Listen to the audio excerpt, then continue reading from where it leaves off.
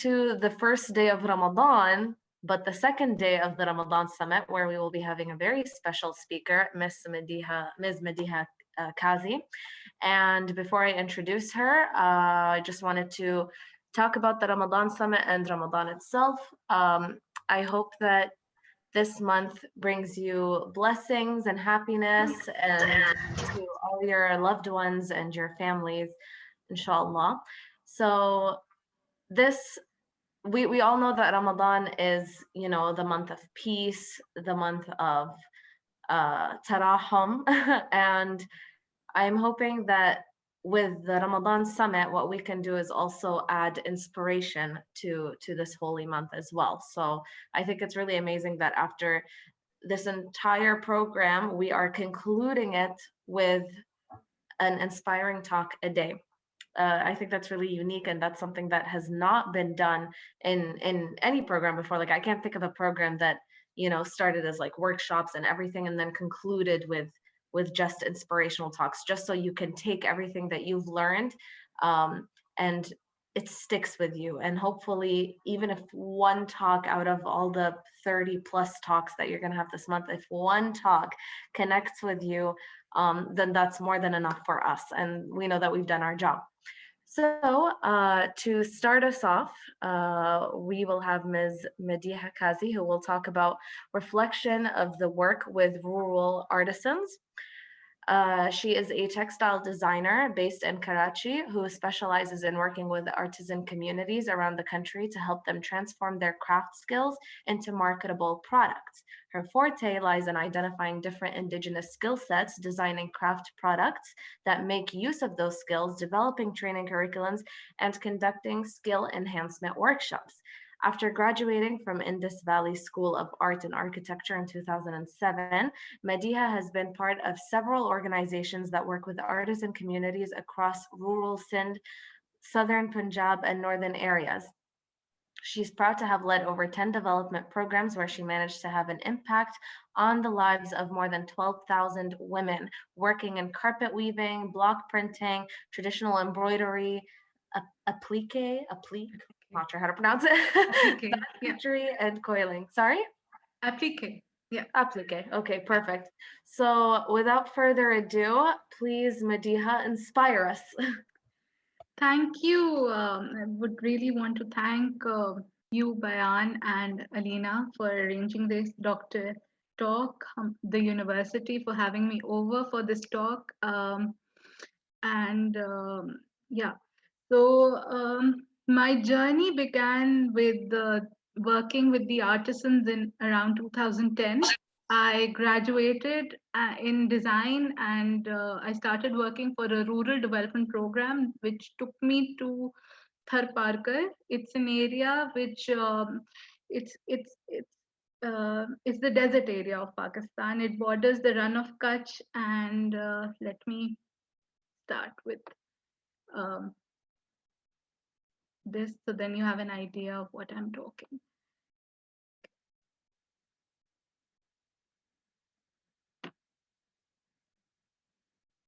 Okay, yeah. So Tharparkar, can you see this?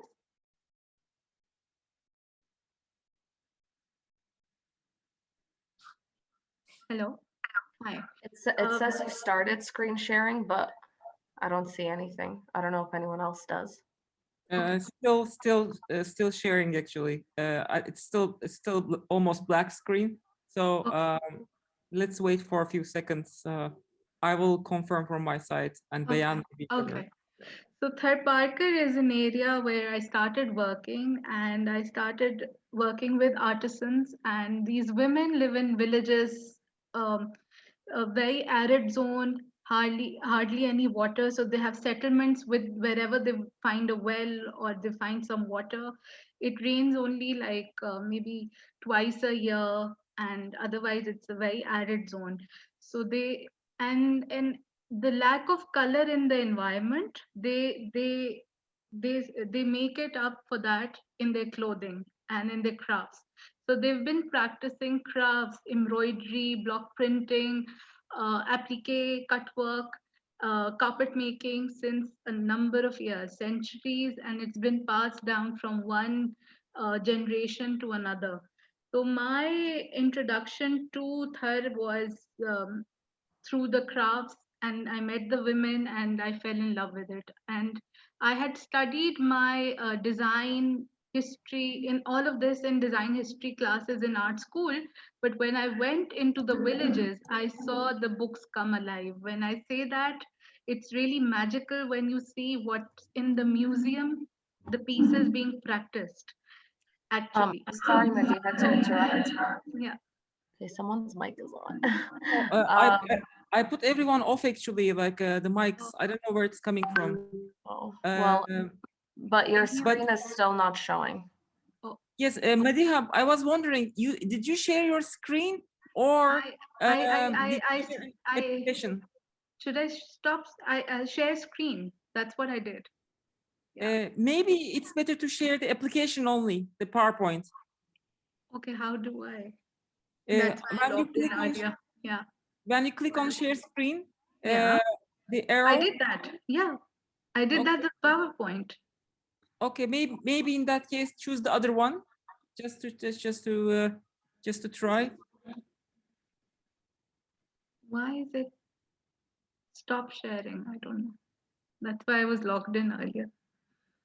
Alina, do you have do you want to try, or I can actually try from my side if someone. Can I email it to you? Then that would be. If you like, let's do that. If you email me. Yeah. Yeah. The technical hiccups are there. Yeah, it's. Yeah.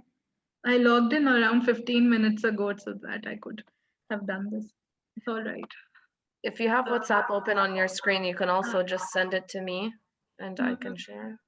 I can do that, but it's a PowerPoint. That's fine. I'll download it and then whatever is faster for you, email or WhatsApp or anything. Yeah.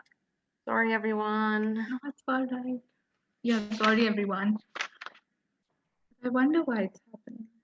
Yeah, that's weird. Mm.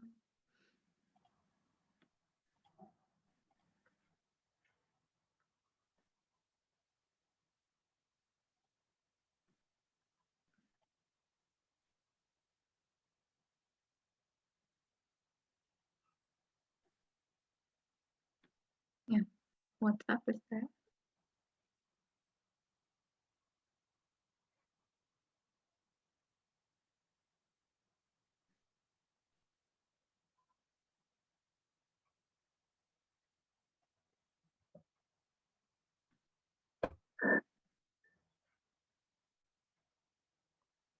Yeah.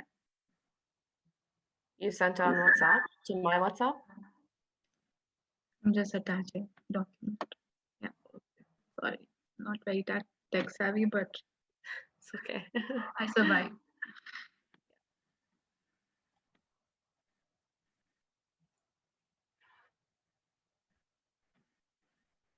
Yep, sent. Okay. Was I on mute before when I was talking? No, you were no, you were fine. So, but yeah. just keep going and I'll upload it while you're talking. Okay.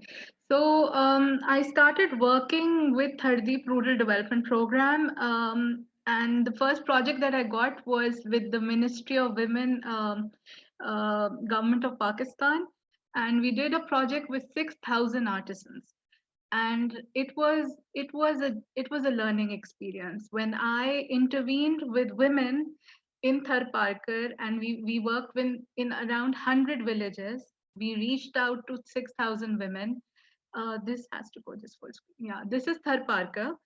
And we started working with the women artisans, 6,000 in the first 3 years, where we mapped the women. And then I did a UN Women project where we did the revival of traditional crafts of Thar Parker, and much more projects. But how we work with women is how I want to talk today. Is my focus is on how I intervene in the village. When we go to the village, next, we gather them, and it's a two-way learning process. It's never one-way learning. It's never I'm teaching them. This is me ice breaking with them, like just going and meeting with them. So the village comes and sees you, you meet them, and we gather the women in one of the houses. This is me sitting there in the village, and this is around 10 years ago.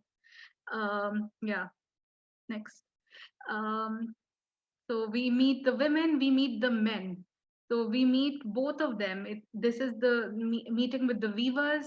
The men are the weavers mainly, the women embroider. And this is me meeting them and breaking ice and, trying to convince them that they need the trainings and the interventions for them to sell their crafts. But they also teach me on the way. It's and then further then next slide. We then after the meetings, we can you Bayan, the next slide, sorry. Okay. So after when we meet them, we start with the group formations of the women. The women, are working individually. The craft is very nice. The skill is beautiful, but they don't have access to other things. They don't know the colors that are going to sell, the designs that are going to sell. They don't know what products to make out of them. Their skills. So we what we've identified, we as in me and my team over the years, that the women need help in making products that sell. Eventually it comes down to selling the craft. To keep the craft alive, they have to make craft which is sellable. So we first we get them together, we do group formation workshops. Then the second phase is next, we look at what they do. So they open their boxes, their dowry boxes. They next, they show us the traditional pieces that their grandmothers were making.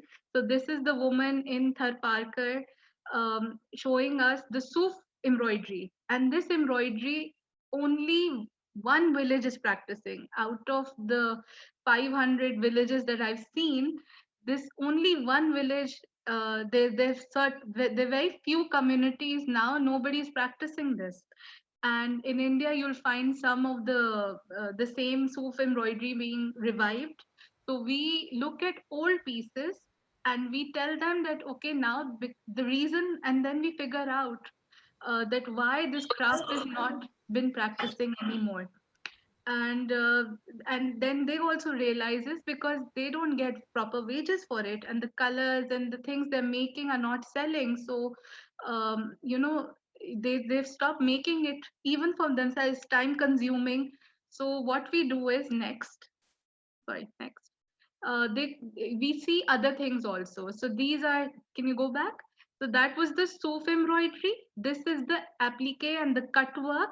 This is the quilt that they make traditionally. Next, this is the embroidery. This is the moko embroidery that they make for the bridal dresses, and for this is a cushion that they made for the bride to take. And we make them take out the old pieces that they are producing, and then next, they keep on showing us the pieces that they have, and then we go on to a color workshop. First the group formation workshop, because they need to learn the importance of formation, working together, not individually, because if they get orders they have to work together. And then learning the colors, because urban market has its own demands. They do very bright colors, and then we start teaching them the colors that are the trends that are going on in the world. They next, they learn to do they learn to draw as well. So here they've made their portraits. It's the first time they've picked up, okay, these are women. There's no school, there's no education, so like most of them, 90% of them are not, they've never gone to school. So they've never picked up a pen, although they've always worked with color, and that is the thread, the needle is their pen for them. But they, now we tell them you can plan out your design on paper, and this is one of the part of the trainings that I've conducted over the years, is that they start drawing themselves. So here they've done self portraits, and then they've done designs. So it is an exciting learning process, and they teach me the patterns they know on paper. So this woman in purple is holding the peacock pattern because they see the peacock outside, they embroider it. Next. um so this is the color one. So here Rukma is there. She's holding the yellow thread and arguing she doesn't want to use yellow, but sometimes we tell her you don't really have to like what you're doing, but if the designer has sent you the kit, you have to use it. And then they learn different combinations, and they learn how to follow the designer's instructions, because the designer will give them orders and they have to follow the instructions. So we give them options that you can produce what you like for yourself, but to sell you need to produce as per the designer's liking. So that is a tough thing to work out, but they do understand. So that's Rukma doing that. And next. So this is them having their design booklets. They've done little patterns. There's a fan they've made, their designs they've made, and you can see little palettes. So we introduce them to color palettes, the concept that, using um, color palettes for design. So that is something that they do. Next. Um, we take them to market. They have never stepped out of their villages. So these women even don't go to the next village. The mobilization is a huge issue in the rural sector, and they coming to Karachi, taking sitting in a van, coming together and buying their own raw material sometimes, because the men source the raw material for them, and they don't, and buying good quality raw material that doesn't bleed, that doesn't run, the pure fabrics, not synthetic fibers. So this is something that we teach over the years, that the importance of good raw material, and in the market they look at what's available. So this is the first time they're visiting the market. uh, yeah, next. And then developing products as per the market. So what we did over the years is that the importance of good design for them was that they need to learn how important their craft is, and how much it's valued everywhere. Because the reason they stopped valuing their craft was that they stopped selling. So if it wasn't selling because they were making something which was very traditional and that wasn't demanded, so then we turned the colors around as per the new trends, and they developed these products with us. Next. And these are a few products. This was the quilt. The same quilt went on the bag, and this was a bestseller. So this was something that, the bags sold more than the quilts, because people were buying more. University girl students were buying them, office going people were buying them. So yeah, so this was an intervention that we did. Next. Next.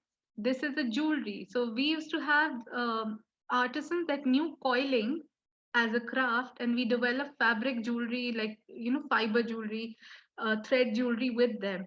So this is something that we developed with artisans who were working in traditional coiling and making hair ornaments that nobody was wearing. So this was something that we did with intervention and value of design to them, giving them introduction to design. Next. We also developed keychains.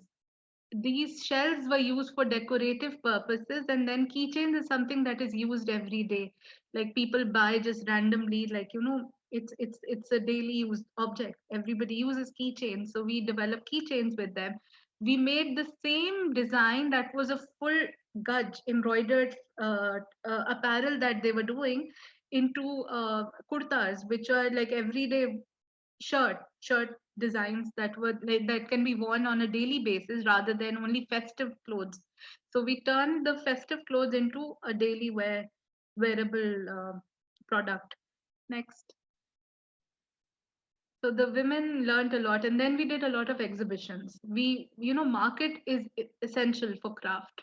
rural artisans need to be linked to markets, and we gave them access to, here are the two stalls that we had in Lahore and in Karachi, and we link them to different options, marketing options, different places they can sell their craft and produce, and we link them to designers also, because they they need constant orders, they need constant income for the craft to survive. So over the years, I've made them realize also, and whenever we go into a new village and intervene, it's always the same process. We first meet them and we go through the same process till they reach to the point that they can make marketable products. And then if they have a skill set for block printing, they make block printing products. If it's applique, they make applique products. Embroidery ones make their products. So this is my journey, what I do, and what the women work with me do. Thank you so much for that. That was amazing, really inspiring work. And, you know, you can tell throughout the journey that you showed us that the women learned a lot, and they seem excited to learn as well. They're all sitting together and they're all, you know, the look on their faces is very uplifting. So thank you so much for that. And now we will open the floor to any questions or comments that anyone has. Please feel free. You can either type them into the chat or you can raise your hand so we know to let you speak. So does anyone want to go ahead?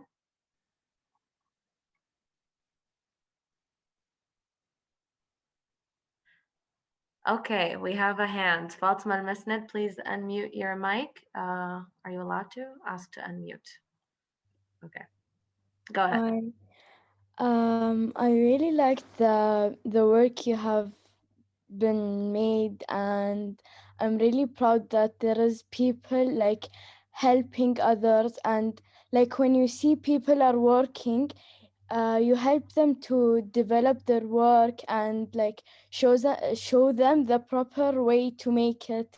Like you said that they've been working on it, but you learn them how to make it sellable to develop their work.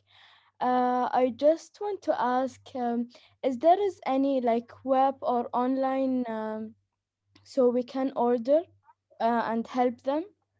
Yes, I forgot to add that because we do a lot of projects, and when I was working as a consultant and as a designer, projects end, government, the funding stop, the NGOs, they have limited funding. So I started a social enterprise called Banjara Crafts. It's on Instagram, and if you can, I'll send the link Maybe, also. yeah, send it on the Yeah, chat. I will do that. And Banjara is something that it's a very small one, but we link the artisans if you want to order. So we get you the products directly from the artisans. And there are others also, we link them to other organizations also. And I can give you a list of people working in Pakistan that we also work along, because it's not a journey alone. I'm actually happy that I've worked with more than like 20 organizations who actually help artisans. So I can give you 3 to 4 linkages, and I personally I've started on Banjara 2 years ago, because the women keep work, they keep needing work, so that needs to be constant. I'll give you the link. Great. PDF. We have someone in the comments, Jamila, who said, I would like to say, wow, bravo, this is amazing work. And I agree. We have another question from Tekang. Please go ahead. Wow, I want to say it's a good work which you're doing, and I applaud you for that. It's not easy, you know. But here's my question. I really want to find out from you if there have been any possibilities for kind of an exchange or network between your organization, what you're doing, and probably with some other organizations, let's say in North of Africa or in Latin America or probably in Sub-Saharan Africa, or do you envisage such a cooperation? Sorry, can you repeat the last? do you see any kind of cooperation from other startups in what you're doing, probably from Africa, from Latin America, or from? Okay.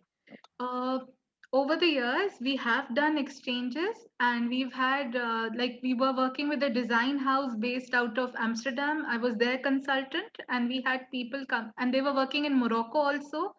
So we made a curriculum which was being implemented in Morocco as well as in Pakistan. So, and then I've also Africa, not a lot, but India. I've taken a lot of artisans from Pakistan to India. We have people, trainers coming in from India, because India is it's next door neighbor, although the relationships sometimes are not, they don't work out well. But the artisans do go on exchange programs. Also, we also do co-design workshops with design students. So we take students from design schools in the urban centers to the rural centers for exchange. So I've done 2 projects where we took universities on board, and the women came to universities, the artisans came to the university, and the university students learned from artisans. They learned how to do the stitches, and the students taught them design. So exchanges keep on happening. Yes. I have a question while we wait for other people to ask. So do you encounter situations where you don't speak the same language as the people or the women that you're teaching? And if so, how do you deal with that? I've been working, it's been 12 to 13 years that I've doing this, and I still don't know Sindhi. But, there's a language of design, and there's a language of color.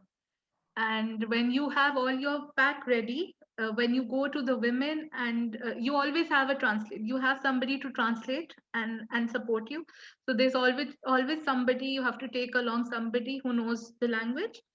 And then through design, through drawings, through telling them, okay, where to, you put the color. I've conducted trainings, and quite successfully also. So design and color have another language, so they understand that. And yeah, but I do know, like, it's a difficult journey, but I've managed sometimes. Yes, that is face. That's incredible, mashallah. Okay, another question. So I'm not sure what the culture is like where you like teach and conduct trainings, but if you're saying that some of these women like never attend school, and their husbands are the ones that usually get them like the raw material and stuff. So I'm just wondering, like, what's the culture like where they are in terms of the acceptance of women in the workplace, and for these women to be able to produce something and sell it? Is it accepted? See, they're informal sector, so they work from home. They're not the formal sector. So, and these women, there's a huge difference. When the man earns, he spends it like on himself, on the food and other things. And but when the women earn, they are concerned about the child and the well-being, and they spend it on the house, and the household income increases. And nowadays, because of the same how prices are increasing and everything has gone up so much, it's welcomed.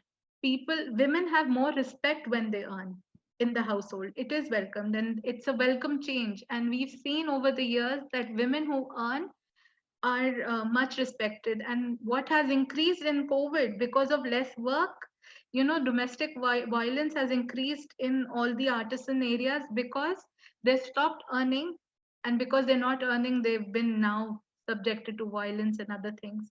So that's an issue that's come up. But overall, when they earn, they have respect, because they're bringing in food, they're bringing in clothes, they're bringing in money for children's school.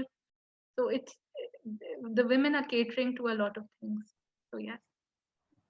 That's great. I mean, it's not great about the increase in domestic violence, but Yeah. it's great that it's accepted and it's in fact encouraged. So we have a couple of comments here. Alina, you know Alina, she said incredible presentation. Thank you so much, Madiha. And a comment from Vinod, not really a question, but I'm not sure if you want to comment on it perhaps.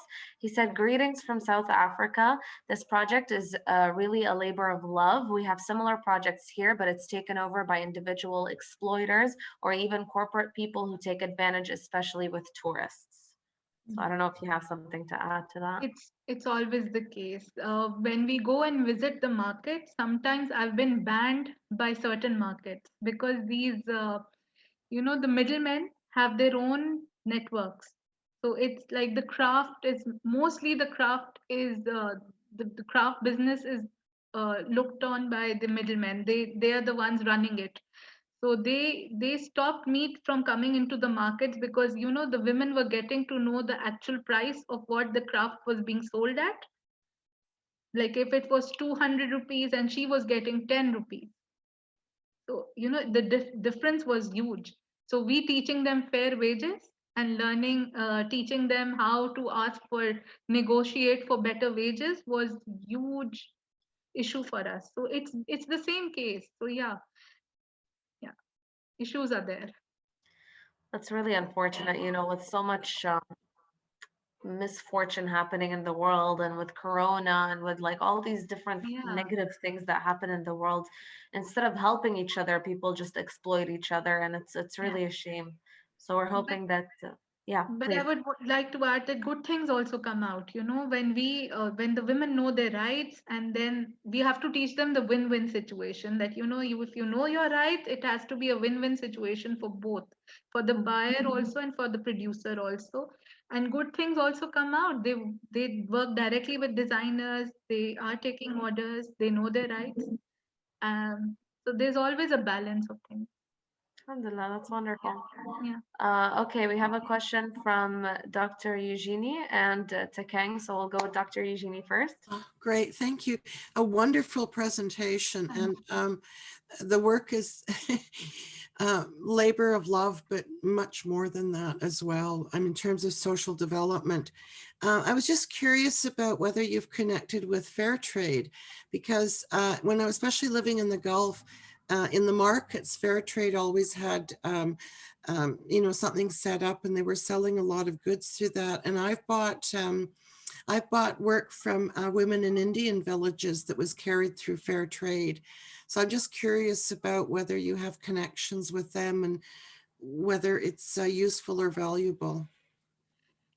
We personally, we do different projects where the companies, the organizations were working with the fair trade, and they were linked. Like the World Bank was working with fair trade, and we did a World Bank project where there was a SARC project where the Indian government, the Indian organizations were helping us with the fair trade, but directly no. But we train them on the fair wages.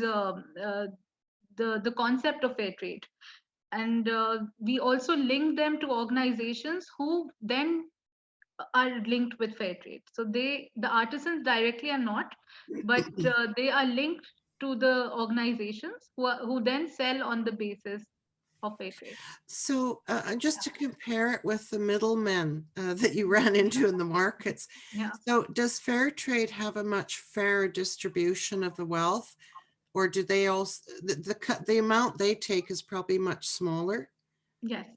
It makes sense. See, there's a lot of things involved. So when we teach the artisans how it works, and they do business plan and they do the pricing, they realize that a lot of things are involved, like transportation. Like it takes for me to travel to Thar Parkar 8 hours. So it's 8 hours on road. So every time somebody goes and comes back, and if a product, and if it's exported somewhere, the transportation cost, the cost of packaging and everything, designing good product, the material, raw material and all. So if the fair trade is marketing, the marketing budget takes a lot of things also. So yeah. So there's there's a very strong like educational component to this. Yeah. Have you been able to link it with a college in Pakistan or a university to actually deliver in a systematic way like workshops or something? We do workshops. I've designed curriculums for artisans. We have a proper curriculum which is on video. So the video goes to each village. We did a project with 1,600 women where we did this project where they were taught through video tutorials, and it was a proper uh, it was a very detailed project So where we had a design school also on board. right. So is that sponsored by the ministry then, or would it be placed with an educational organization to provide some infrastructure support? No, it's always different. It's sometimes the government. They're different projects. So this project that I'm talking about was an EU Oxfam project that we did. Okay. Yeah, so it was that was a project, and we had a design school on board for it. But I did a curriculum, and then the design school was there to open a craft store inside the school. So that was another successful one that we did. But the sad thing about it all is that the project ends, and the sustainability of it is the saddest thing. And they need hand holding for years. So Right. it has to be a continuous project. So what would probably help in the long term is a kind of a national policy and a dedicated organization for this. Okay, I was just kind of curious. Thank you. No, there is a policy being worked, recognizing the informal sector as formal sector, getting them fair wages, like minimum wages for them is being demanded. And I was on the panel for years, and we worked on that. And now there's some policies, but then policies to be implemented is another issue. Yeah, that's it. Yeah, whether it actually gets, you actually get a program out of it and dedicated budget as well. Yeah. Thank you. Thank you. Thank you so much for this mini discussion that happened there. That was very informative. We'll take a question from Tekang, and then we'll look at the chat a little bit, but go ahead, Tekang. Okay, once again, thanks very much. I want to ask you, dealing with these women, I think they're gorgeous, doing a lot of stuff. Have you had the possibility to probably add something to their skills apart from what you guys do, like during a short session, a training probably on human rights and right of women and empowerment? And also during the period of this coronavirus and the lockdowns, how have you been able to cope with them? You link with them on phone, or you guys come with a Zoom kind of Zoom meeting to get their feedbacks and to get their difficulties? And probably the third question is, apart from you probably displaying what I've seen here, which is very great, have you had the opportunity to probably some time ago display it in a grand visual or a physical trade fair or what? Okay. Your first question, what have we've done a lot of trainings on human rights. We've done gender awareness trainings with women. It is part of the curriculum that I teach. It's GALS, Gender Awareness Learning, where they learn about their rights as women, as artisans, and they do the planning as well, and they do financial trainings also. So we also sometimes link them to non-formal educational centers where they learn the basic writing, reading, writing, calculation, because as artisans, they need to know how to calculate wages, because of course that they should know that, and numbers and all. We also then, so there are lots of things involved. It's not only the craft training. Sorry, before you go to the second question, I just want to find out from you, have you had a possibility to kind of invite their men or their husband to probably sit with them when you're doing this training? Supporting your woman is quite very important, or they just have to come themselves? I don't know how far you've been able to do that. We all the time, we have to go through the men.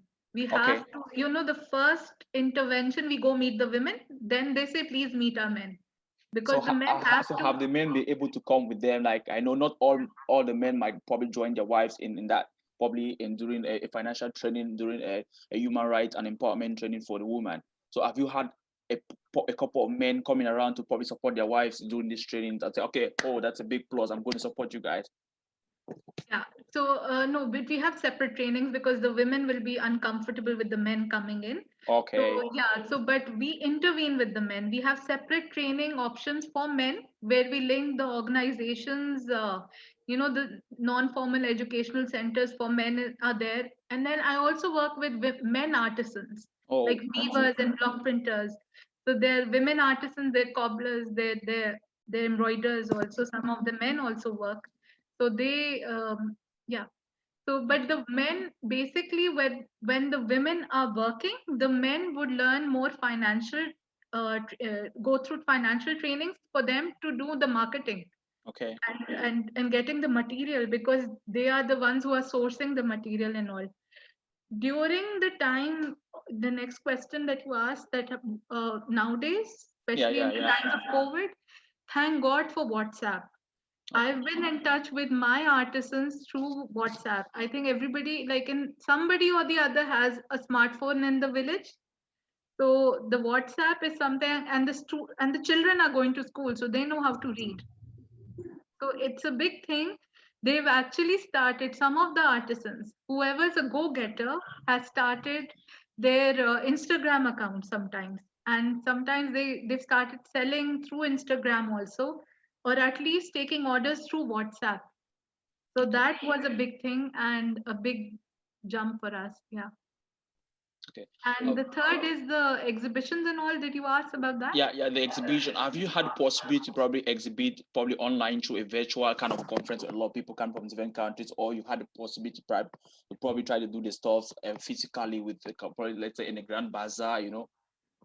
We've done a lot of exhibitions physically, Okay. not online, because see, again, the buyer needs to be oriented also because online people don't trust. Most of the buyers they trust bigger brands and all, but they don't trust artisans giving in the same, what they want to feel the objects. If I'm buying craft, anything handmade, people want to actually look at it, turn it around, see the quality and all. If it's a big brand, they know already the brand name is established. So that is a big thing. And also, but we've done a lot of exhibitions. We've done Okay. exhibitions in, I've taken my artisans to Maldives, to India, to Bangladesh, to Sri Lanka. In Pakistan, we do a lot of bigger cities. So yeah. But this was all pre-COVID.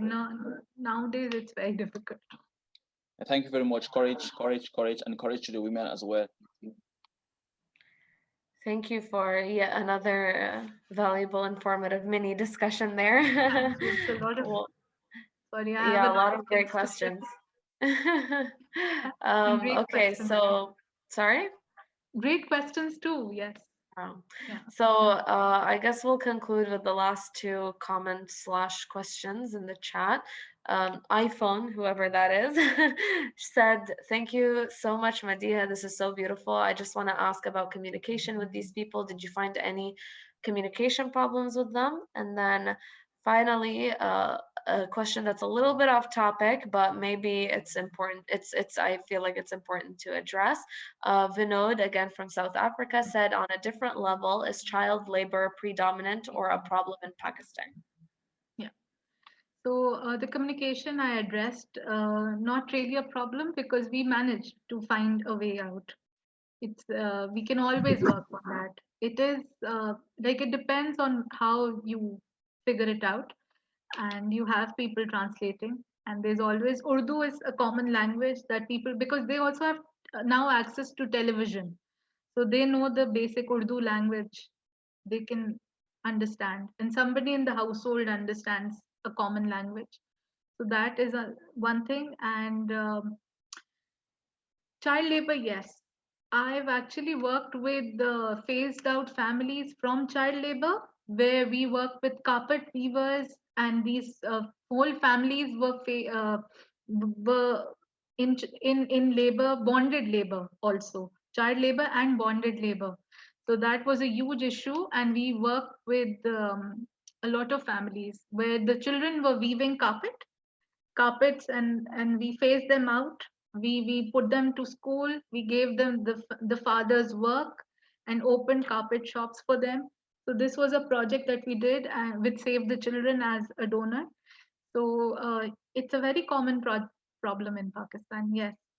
And it's a craft. It's a whole debate of teaching craft, because the craft is learned at home at a very early. You know, the girls learn to embroider when they're 6, 7, 10 years old, because then they start embroidering with the mother.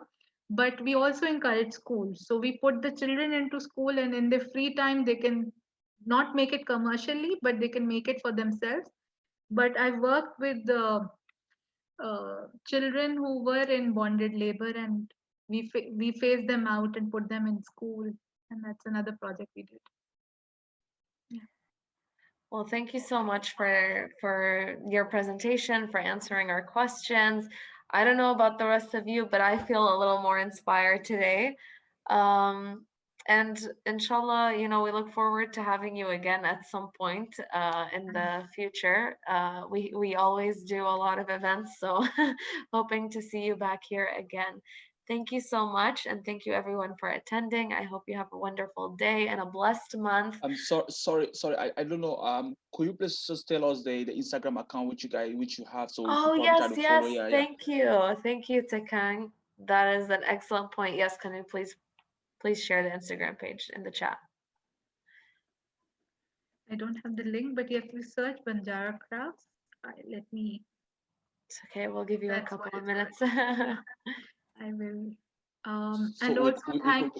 we could be probably acting as de facto ambassadors in the background, you know, promoting, seeing, and sharing with a lot of people across the globe. Sorry. Yeah, I was saying that probably you sending the Instagram account, us following, we're going to be acting as de facto ambassadors for the program, Thank you. and probably sharing and telling a lot of people about this Thank stuff you. as well. Thank you. Please do. Yes. Yeah, Thank you. definitely. Thank you. Thank you so much for having me here. I think Thank I you. found the page. I just sent You it did. on the Okay. chat. Oh, thank you. Thank you.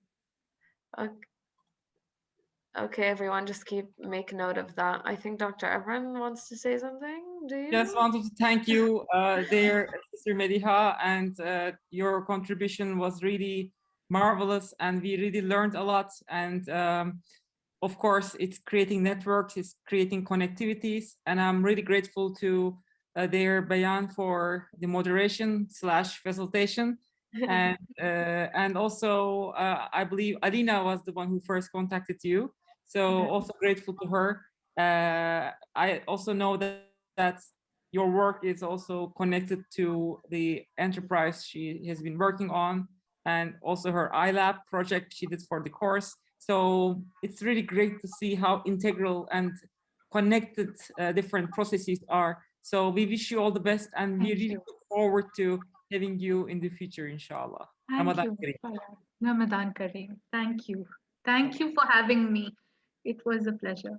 It was our honor. It was our honor. All the best. Ma salama. Thanks everyone who joined today. Salam.